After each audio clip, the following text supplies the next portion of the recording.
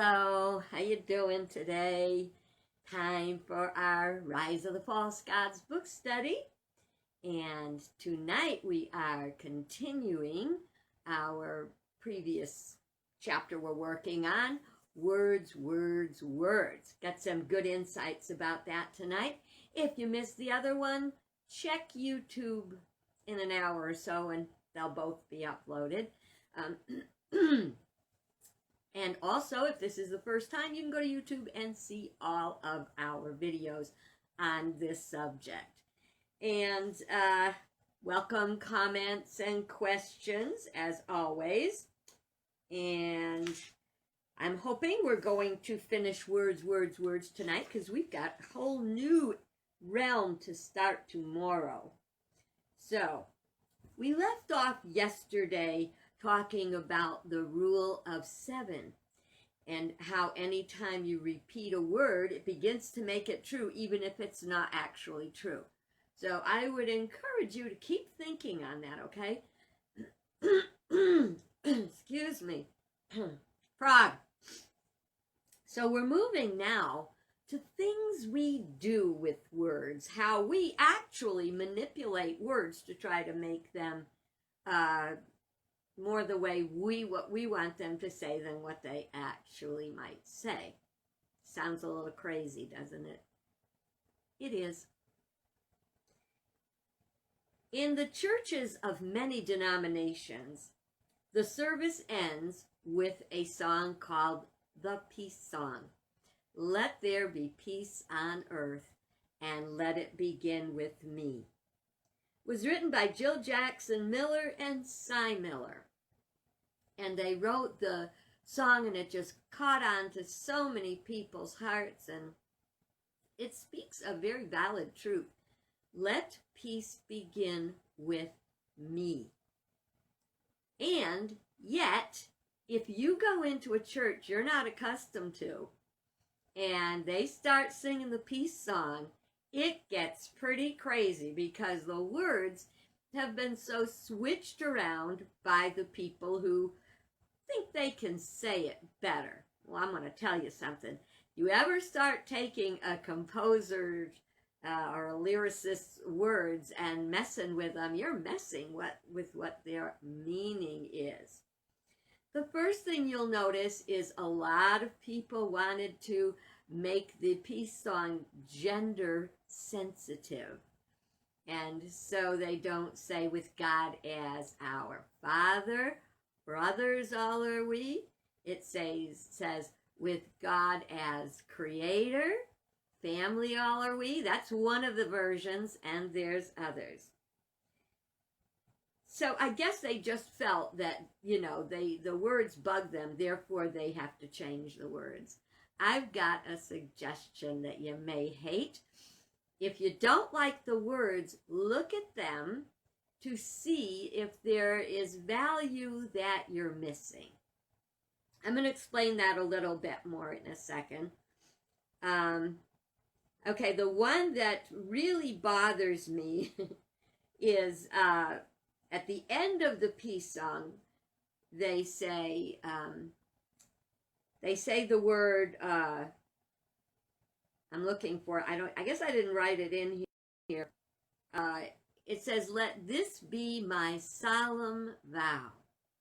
Well, some people in Unity, which is my denomination, changed that solemn vow to joyous vow. What I think happened is they confused the word solemn with the word somber. There is nothing wrong with the concept of making a solemn vow. What a solemn vow means is, I mean that. That's like going back to what we were talking about earlier about, what's his name, Jack Sparrow? And, or was it the pirate, the big pirate Barbossa? And he said, she said, well, what about the code, the pirate code? And he goes, well, it's more like a list of suggestions. Well, a vow is not a suggestion. A vow says, I mean it. And yes, you can You can be joyous when you make a vow, but if I were to tell you, oh yes, I will come and I will clean your house for free. I will make a joyous vow to that. You think I'm going to be showing up to clean your house? Don't count on it. But if I say, I give you my word, my solemn vow, I'm going to be there, then you know I will be there. So it's just, some people, like I say, I think they confused solemn with somber, like, oh, this is a vow I'm going to make. Yeah, it's a vow, and I invited everybody I know to come and watch me make this big vow. You change a solemn vow to a joyous vow. Blah! You know, so I don't recommend messing with someone else's words. You get a lot more out of it if you say, what is it about that word that is triggering me? And is there a way I can understand that word in a way that doesn't? Now, this is not about just church songs, you know. This is about in your daily life. Someone will say something that triggers you, and it's really best if you look inside of yourself to see what was triggering you. And like I said yesterday, be calm and without being accusatory or anything, just say, what did you mean by that? Or are you saying what I think you're saying? Because there's every possibility you're wrong. It happens. Somewhere in the 1980s, the phenomenon called political correctness came out. And boy, has that made a mess of stuff, otherwise called PC. The original intention was a means of avoiding speech terms that perceived to exclude or minimalize or insult disadvantaged people or being discriminated against, okay? So they tried to make things politically correct so nobody would feel like they were being picked on because of something about them. You know, that's where the word cripple went. No more cripple. You have to, so not handicapped. You would say something today like otherwise challenged. I am vertically challenged. Well, I am short. That's the long and the short of it. Oh, let's be politically correct and say I'm vertically challenged. I don't need that. My skin is not that thin. Okay. It's gone to extremes. And through the lower consciousness, the false god, Baal, which is our ego consciousness, is not a being, it's not a creature, it's not an entity, it is a state of our consciousness. We just got so touchy. In fact, the Bible even warns about end times and people becoming way too thin-skinned and easily offended. I think we're kind of in high gear going that way. We have to be very careful. I am always trying not to offend someone, and with just trying to describe them or something. Under the spell of false gods, the thin-skinned people can take issue with just about anything you say. This creates an adversarial state of mind, and when we're going around trying to make sure we don't say the wrong thing that upsets anybody, we cannot develop a healthy relationship. And I have to know that you're going to love me enough that if I say something and you're offended or taken aback by it, just gently ask, you know. I have my brain and my mouth only run in high gears. It's hard to shift those gears, push in the clutch, stop before I re-engage. So we don't want to have adversarial states of mind. among us, between us. We don't want to feel like we're walking on eggshells, lest we make someone angry or hurt their feelings. Think of the last time you had to describe someone, and you have to be politically correct. Can you say black, or overweight, or heavy, or buck-toothed, or cross-eyed? You know, you want to say someone in defining them as being overweight or black. I mean, if you've got a room of 20 people and one of them's black, that's the fastest way you're going to identify that person. What's important is what's behind those words. You know, I mean, remember last night we talked about the inflection of the voice? So if I don't think I deal with color differences. I frequently would go to, I lived in Indianapolis area, and there was a jazz club that was opened by, I think her name was Madam Josephine Baker. She is a singer. Anyway, it was a woman who was the first African-American, black, whatever term we can say, millionaire, female millionaire. And she came up with hair products and cosmetics, and she had this great jazz club. And when I would go with friends, I'd go, and it was like I would be a speck of white in a crowd of people of color. And it was fine. Now, I don't care if anyone says to me it's the one with the purple hair, or the green hair, or the blue hair, or that crazy one that always has a different color hair.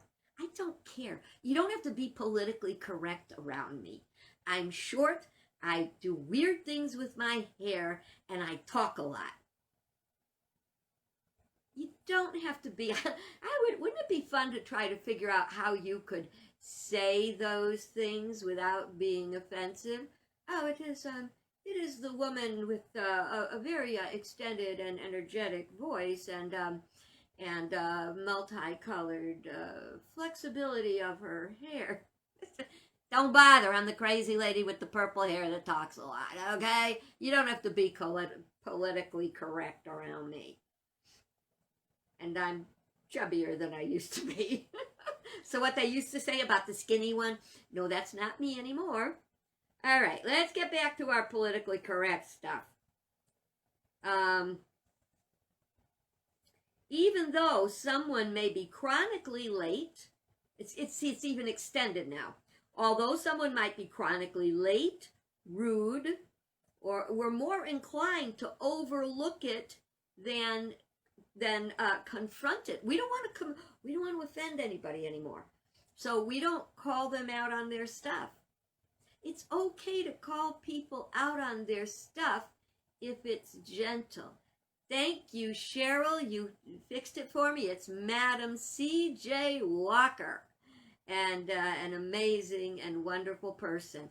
And she kept, having issues about her hair, her curly hair, and the way that their skin is different, and so she solved their problem. She met their need and became a millionaire. And that's a good thing. All right. We need to have responsibility and accountability in our communications so that our words are heard and understood.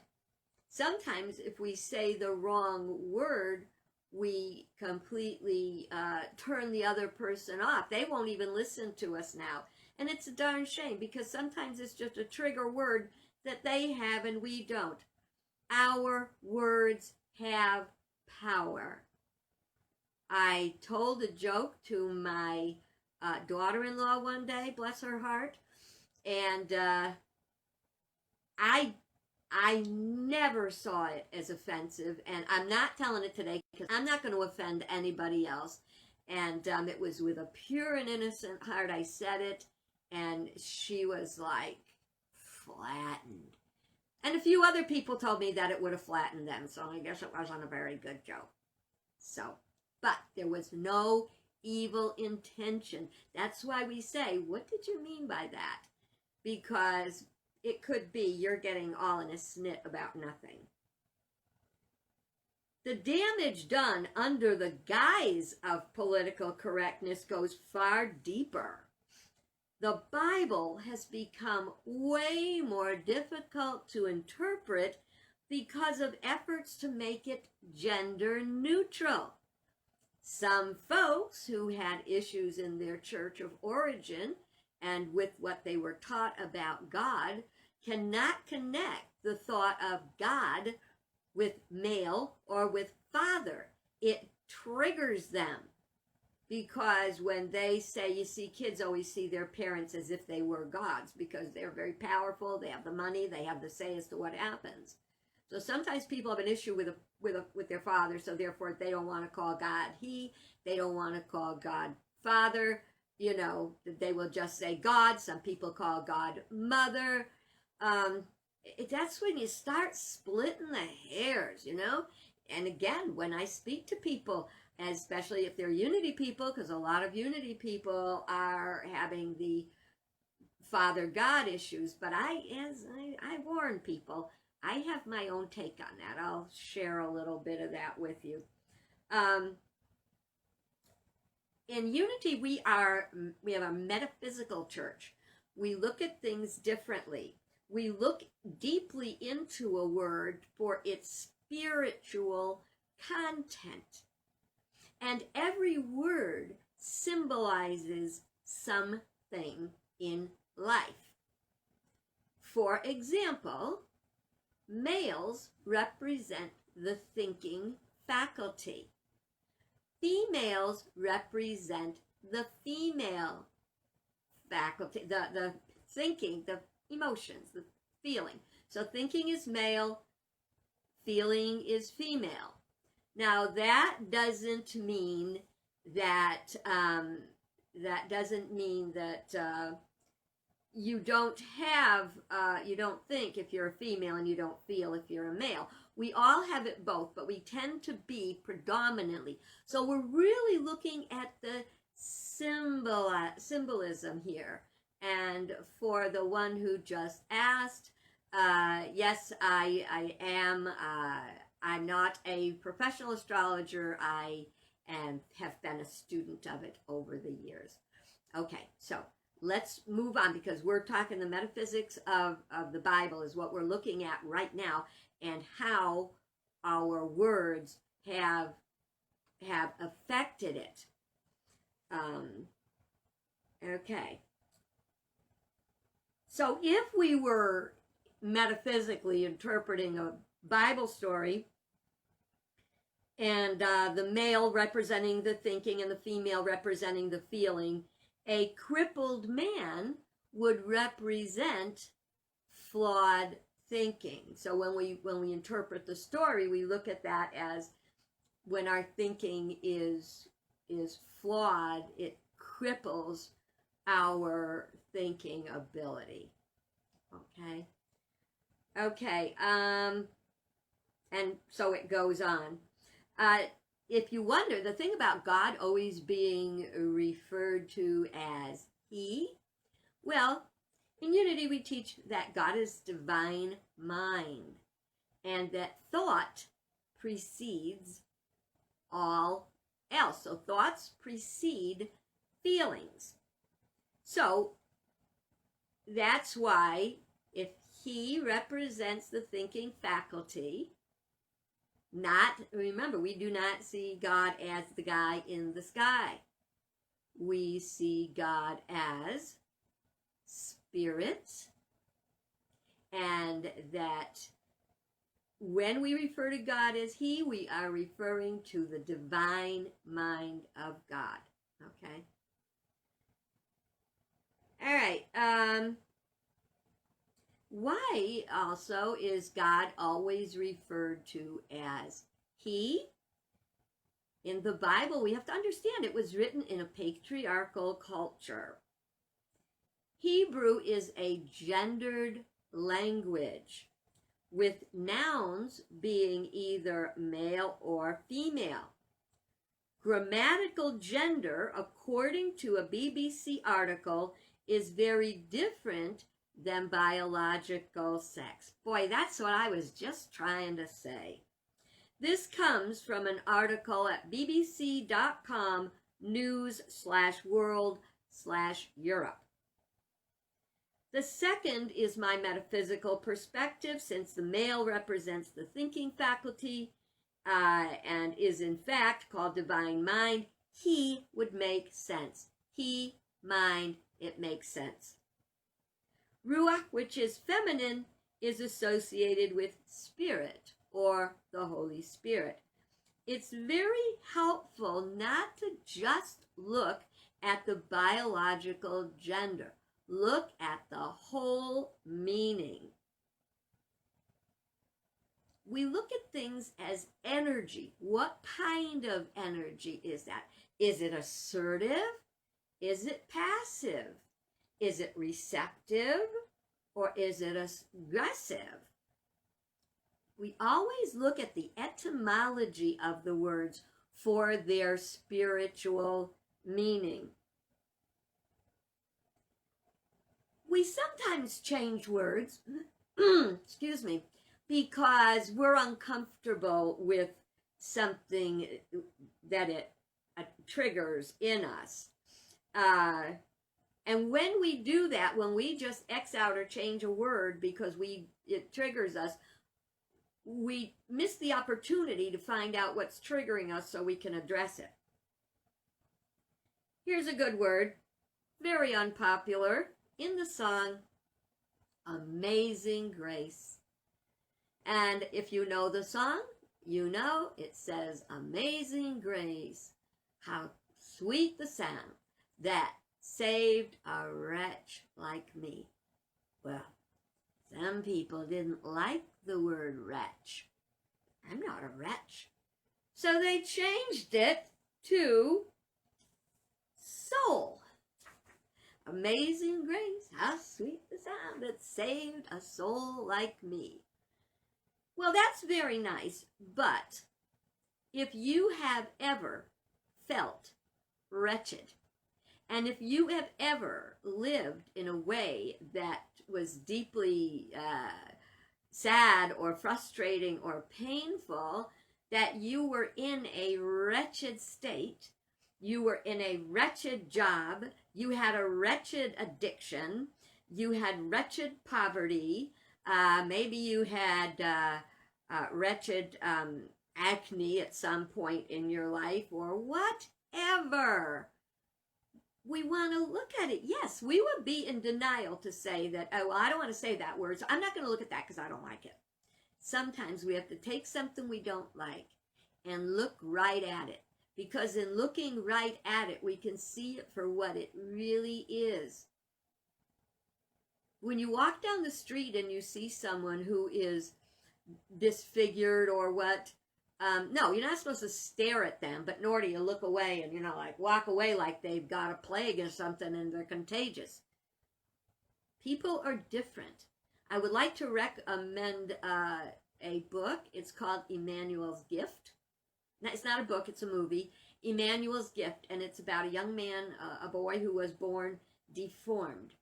And I think he lived in Ghana or another I think it was a South African country. In any event, many of the children, because of their nutritional challenges, were either born deformed or became deformed in their lives. And it talks about his handicap and what he did to overcome it, and how he helped many others through his own overcoming. Whenever you overcome something, it's so good to be able to help others with it. All right, so, they also didn't like using the word sin. No. We say error. And in unity, we do say sin is error.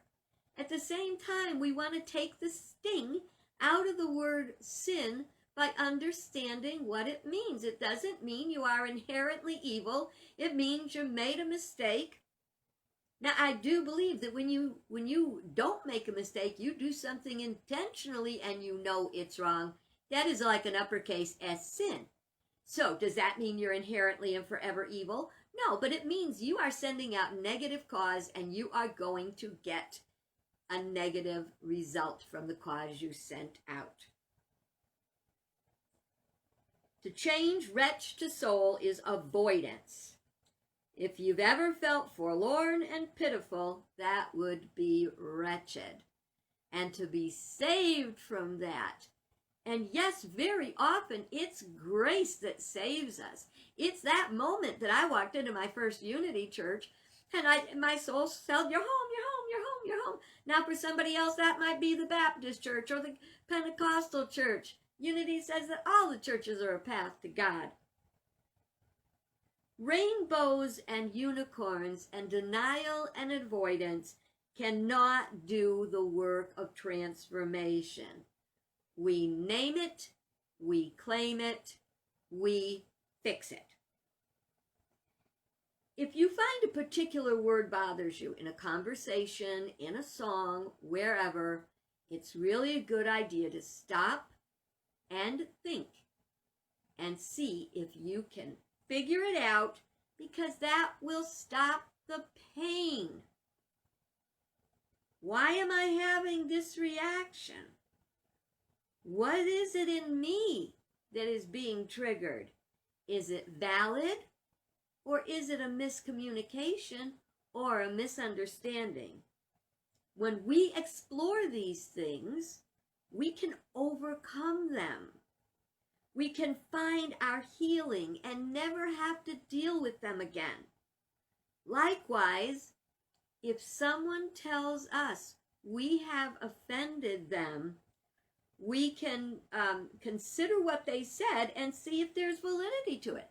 There may be that may be an irrational issue that they have. It might not even be your thing. We want to always consider all possibilities so we can become the harmonious unit that we were meant to be, a family of humankind. Oh, I said humankind because a lot of people don't like to use mankind because it says man. And that's the truth. Oh, no, don't make that, don't make that brotherly, make that family, make that something else. Look up the word. Look up the etymology. See if you can overcome the hot button that for some reason was planted in you, because that way you're going to become healthier. Sometimes the power of the word is in not speaking. In the words of the psalmist, this is my scripture to me. Set a guard over my mouth, O Lord. Keep watch over the door of my lips. When we use our words, consider how we're using them. Before we let loose the power of the word, the power to hurt or heal, be sure you're coming from your true self and not speaking at the command of false gods. Our words have such great power to heal, to love, and to even make what one might call miracles. And that's the truth. I wish I had a week to talk about it, but I don't. And I'm pretty sure I went over time. My clock hasn't stopped saying 10:19 for quite some time now. And I think it's, oh yeah, we're past time. No book study tomorrow. It's Friday. No, today's Friday. So no book study tomorrow. Saturday. So this weekend I'm taken off, of course. And Monday we will be back. And when we come back, we're going to be all the way on page 127, which is more than halfway through the book. Where did the time go? And we're looking at, it's called Part 5, Homeward Bound. Wake up and be vigilant. Are you ready to wake up and be vigilant? You know, the problems we're having right now are that we are in a battle of light and dark. We are in a battle of illumination and darkness, ignorance. Let's shine our light. I hope to see you Monday. Take care.